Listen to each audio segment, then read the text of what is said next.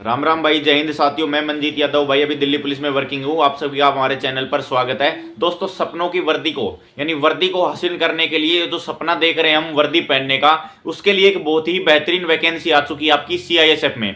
यानी दोस्तों, सीआईएसएफ में आपकी कांस्टेबल, ड्राइवर की और फायरमैन की आपकी पोस्ट निकल चुकी है। उसमें दो प्रकार की वैकेंसियां निकली है।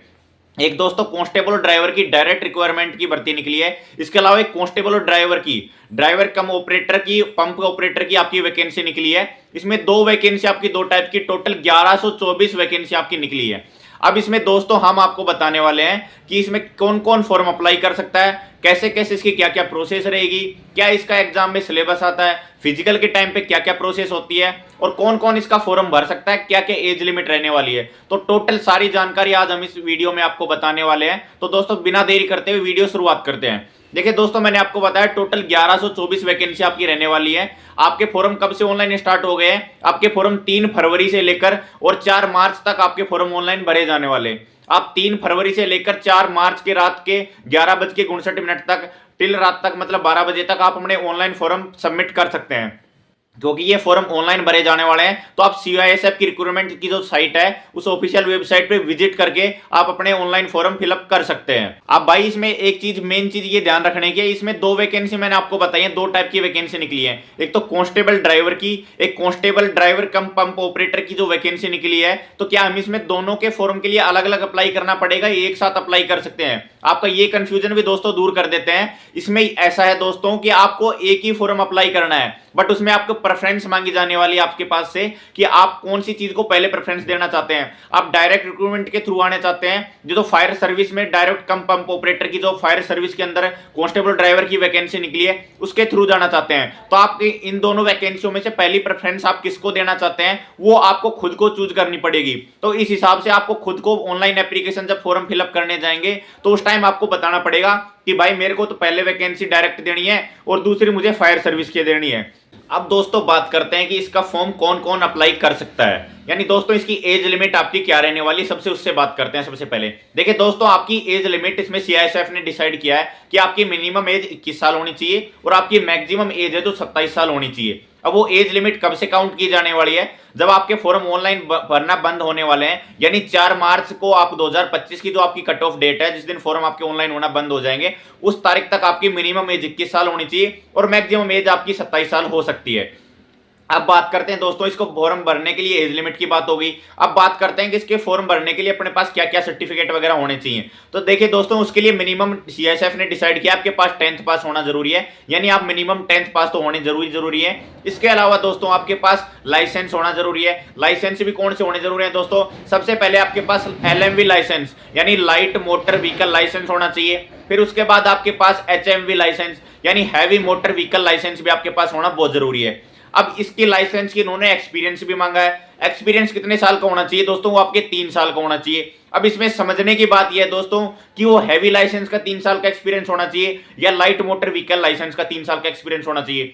तो उन्होंने क्लियरली नोटिफिकेशन में क्लेरिफाई किया है कि जिस दिन आपने लाइट मोटर व्हीकल लाइसेंस बनवाया था, तब से लेकर और 4 मार्च 2025 तक आपको लाइट मोटर व्हीकल लाइसेंस बने हुए मिनिमम 3 साल होने चाहिए। यानी आपका लाइट मोटर व्हीकल लाइसेंस 3 साल पुराना होना चाहिए जिस दिन फॉर्म ऑनलाइन फॉर्म भरना बंद होंगे। 4 मार्च की कट ऑफ डेट रखी है।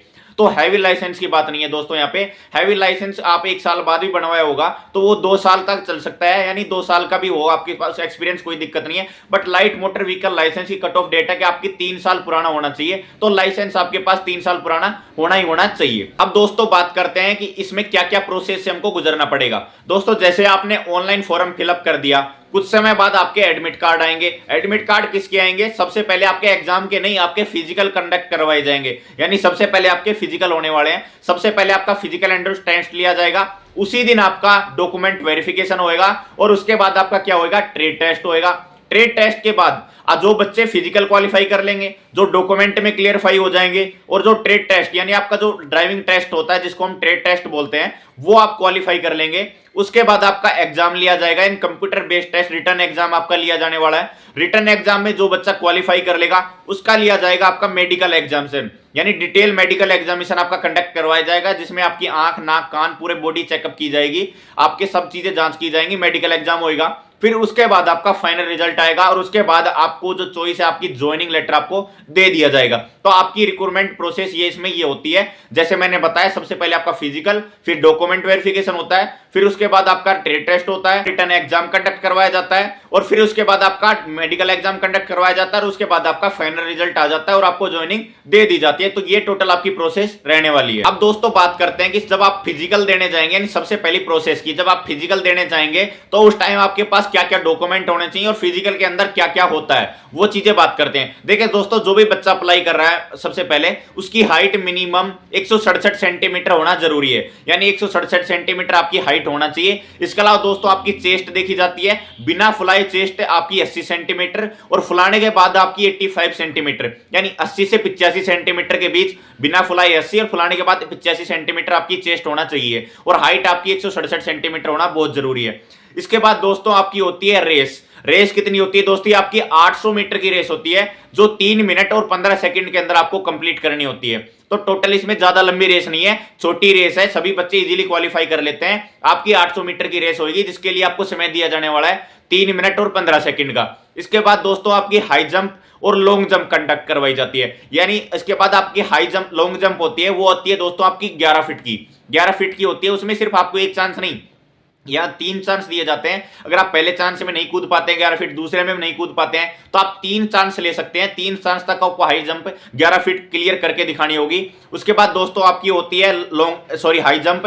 हाई जंप होती है दोस्तों आपकी 3 फीट और 6 इंच की, यानी 3.5 फुट आपको कूद के ऊंची कूद करके दिखाना होता है। उसके लिए भी आपको 3 चांस दिए जाते हैं। तो सबसे पहले आपका जाते क्या होगा, आपकी हाइट होगी, हाइट के बाद आपकी चेस्ट मेजर की जाती है, चेस्ट मेजर करने के बाद आपकी रेस वगैरह करवाई जाती है, रेस करवाने के बाद आपके लॉन्ग जंप और हाई जंप कंडक्ट करवाई जाती है। हाई जंप और लॉन्ग जंप जो बच्चा फिजिकली ये सब चीजें क्वालिफाई कर लेता है, हाइट बार वगैरह सब कुछ, फिर उसके बाद उसको ले जाया जाता है डॉक्यूमेंट। आपको उसके बाद डॉक्यूमेंट के जितने भी आपके पास डॉक्यूमेंट है उनके सेट ले जाने होते हैं।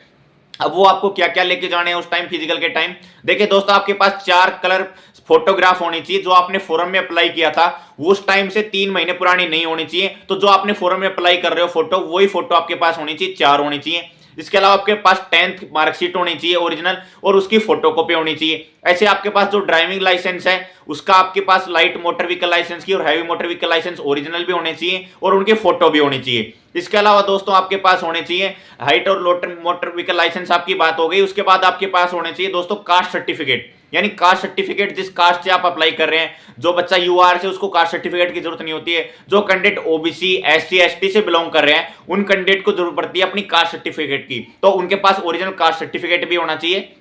जो ओबीसी का 3 साल पुराना हो सकता है, एससी एसटी का 5 साल पुराना हो सकता है और जो आपके ईडब्ल्यूएस है उसका करंट फाइनेंशियल ईयर का आपके पास ईडब्ल्यूएस का सर्टिफिकेट होना बहुत जरूरी है। इसके अलावा आपके पास 4 फोटो होनी चाहिए और आपका आइडेंटिटी प्रूफ के लिए Aadhaar card, PAN card, voter ID card, driving licence वगैरह आपका हो सकता है। तो आपके पास आईडी प्रूफ भी होना बहुत जरूरी है। अब दोस्तों बात करते हैं आपके ट्रेड टेस्ट की, यानी ट्रेड टेस्ट में आपका क्या क्या कंडक्ट करवाया जाता है। तो इसमें लाइट व्हीकल आपसे चलवाया जाता है जो कि आपके 50 नंबर का होने वाला है और जिसका मिनिमम क्वालिफाइंग होता है 25 नंबर आपको लेने ही लेने पड़ेंगे, तभी आप क्वालिफाई उसमें माने जाने वाले हैं। तो आपसे लाइट व्हीकल चलवाए जाते हैं जिसको 50 नंबर का कंडक्ट करवाया जाता है। इसके बाद आपके हैवी व्हीकल चलवाए जाते हैं, वो भी आपका 50 नंबर का रहने वाला है और उसमें भी मिनिमम क्वालिफाइंग मार्क्स आपके 25 नंबर के रहने वाले हैं। तो हैवी और लाइट व्हीकल दोनों चलवाए जाएंगे और उसमें आपके टोटल 100 नंबर के होने वाले हैं और दोनों को मिलाकर उनमें 50 नंबर आप में होने बहुत जरूरी है। इसके अलावा दोस्तों आपके उसमें होता है ट्रेड टेस्ट में प्रैक्टिकल नॉलेज भी जांची जाती है, गाड़ियों की मेंटेनेंस वगैरह के बारे में पूछा जाता है जो कि 30 नंबर का होता है और जिसमें भी मिनिमम 15 नंबर आपको लेने होते हैं। तो टोटल आपका 130 नंबर का रहने वाला है